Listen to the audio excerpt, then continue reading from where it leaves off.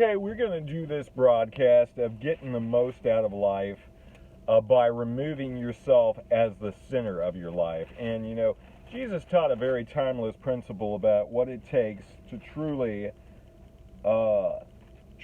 find our lives and our lives and the fulfillment of life. We see here, for example, in Matthew 16:24, Jesus said to his disciples, "Whoever wants to be my disciple must deny themselves, take up their cross daily, and follow me. For whoever wants to save their life will lose it, and whoever loses their life for me will find it. What good will it be for someone to gain the whole world yet forfeit their soul? Or what can anyone gain in exchange for their soul?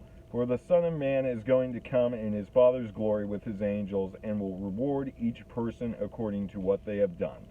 So what is Jesus talking about by whoever wants to gain their life will lose it? And we're going to be talking about that principle today. Jesus is not saying necessarily you can't enjoy life or you can't enjoy the good things of life, but you got to make his priorities number one, central focus. We'll take a look at a very practical example of this in Mark 10:45, for example. We see Jesus teaches a very interesting principle here. He says in verse 45 of chapter 10 of the book of Mark, it says, we'll start with verse 42 though. Jesus called them together and says, "You know that the rulers those who are regarded as rulers of the Gentiles lord it over them, and their high officials exercise authority over them. Not so with you. Instead, whoever wants to be great among you must become a servant, and whoever wants to be first must be slave to all. For even the Son of Man did not come to be served, but to serve and to give his life as a ransom for many." Jesus is saying, if you truly want to be great, if you really want to acquire a great name and a good reputation, and you're not going to make that the driving goal of your life. How counterintuitive it is. Basically, Jesus says, if you want to get a good name, a good reputation, and favor with the sight of God and man, make your aim not to get a good favor with man. Make your life about serving what is best interest of other people. Make it about other people. It says in Philippians, each of us should not look only to our interests, but to the interest of others. And it says, in humility, consider others above yourself. Meaning sometimes the best way to get, and we're not aiming for this, we're not aiming our lives to please people, but one of the byproducts of living a selfless life, sacrifice to God, and love of other people is that a byproduct of that is we will find good favor in the sight of God and man. But it's not like we're making that the driving goal of our lives. Have you ever chased something so hard and you just can't lay hold of it, but you see some people who don't even try to go for something and it just automatically happens in their lives? That's kind of the way it goes. It's kind of the way it goes. If we make something too much of a focus, sometimes we drive it away, but if we're not even trying to get that thing, it comes to us on its own, because it's the whole principle of what Jesus taught about. He's saying, Jesus is not saying don't make your life. Jesus is not saying to make our lives to win the favor of people. It says in Galatians 2, I believe it is, am I trying to please people?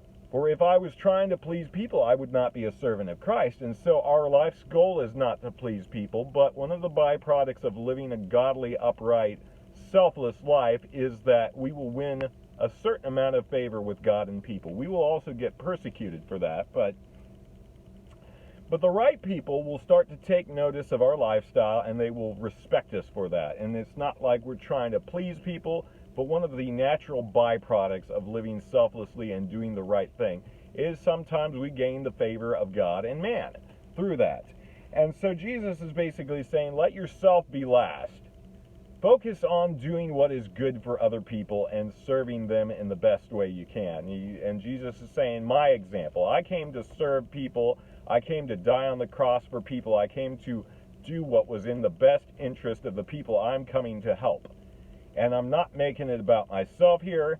I am making it about the souls of the people I have come to save. And so that's how Jesus lived his life, and he commands us to live our lives that way too. We'll take a look, for example, in the Old Testament story, how somebody did the opposite. A king did the opposite of this, and Jesus was saying, if you're in a place of position, don't use that place to just abuse authority, or just get what you want out of situations and people. That's the total opposite of what we are to be doing as Christians. If God has given us a place of position, a place of influence, a place where we have people that we're called to look after and care for and influence and do good for, we are to use that to bring glory and honor to God, not just get what we want out of ours and get our selfish needs met. Sometimes the most unhappy people are the ones that are selfish. Sometimes we get in our mind what we want, what we desire, what we plan, what we wish would happen, and if that doesn't go our way, we get very unhappy about it. Understandable. I think we all have that struggle. I think we all struggle with that tendency. I think we all have to deal with that at some point in our lives, but we got to keep praying that the Lord would shape our hearts to be more selfless and sacrificial towards others and more devoted to God's will, which Jesus said, I have come down from heaven not to do my will, but the will of the one who sent me. And so the first priority is we got to be focused on doing the will of the one who sent us. And it says, as my Father has sent me, so I am sending you. And so our goal is to please God on high in heaven.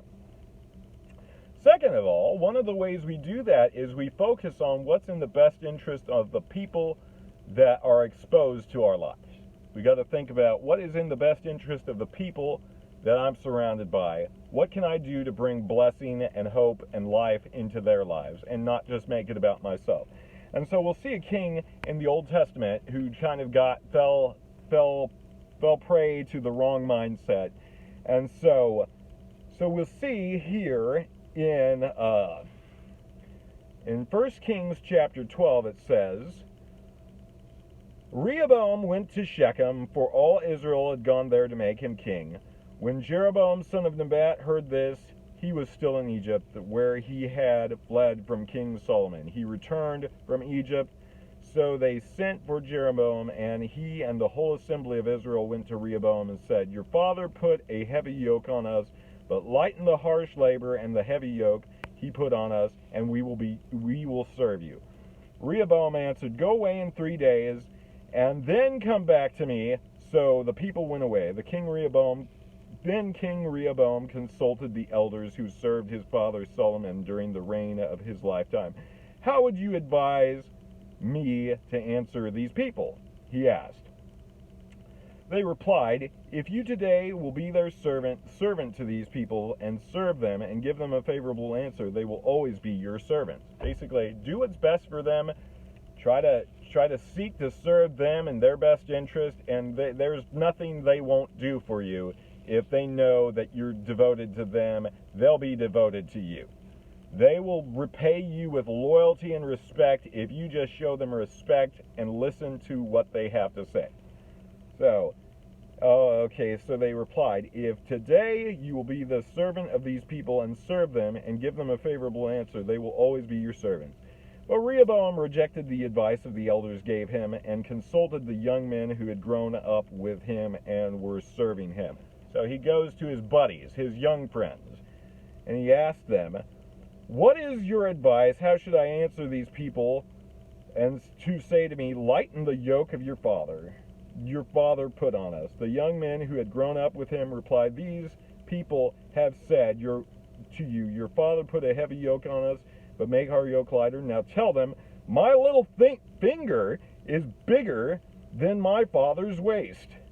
Now, actually, that was kind of lost in translation. He was bragging about the size of something else, but we won't get into that. It was a very disrespectful thing he said about his father. He's basically saying, my little finger is bigger than my father's. Yes, and we see he got the wrong advice from people he was just familiar with. Just because they were his friends and buddy with him didn't mean that that was good advice. And we always got to we always got to weigh carefully the advice we get and ask, well, am I just getting advice from these people just because they're my friends, or do I consider them a valuable source of wise input? Just because they're your friends and they're close to you doesn't mean they always will give you the best advice. And so, my father laid a heavy yoke, I will make it heavier. My father scourged you with whips, but I will scourge you with scorpions. 3 days later, Jeroboam and the people returned to Rehoboam. As the king said, come back to me in 3 days. The king answered the people harshly, rejecting the advice given to him by the elders. He followed the advice of the young men and said, my father made your yoke heavy, I will make it even heavier. My father scourged you with whips, I will scourge you with scorpions. So the king did not listen to the people, and in the turn of events was from the Lord to fulfill the word the Lord had spoken to Jeroboam of Nebat through Ahijah the Shilonite. When all Israel saw that the king refused to listen, they answered the king, what share do we have in David? What part in Jesse's son? To your tents, O Israel. Look after your own household, David. So the Israelites went home, but as for the Israelites living in the towns of Judah, Rehoboam still ruled over them. King Rehoboam sent Adoniram, who was in charge of forced labor, but Israel stoned him to death. King Rehoboam, however, managed to get in his chariot and escape to Egypt. So Israel has been in rebellion against the house of David to this day. And this is when the kingdom between Judah and Israel actually became divided.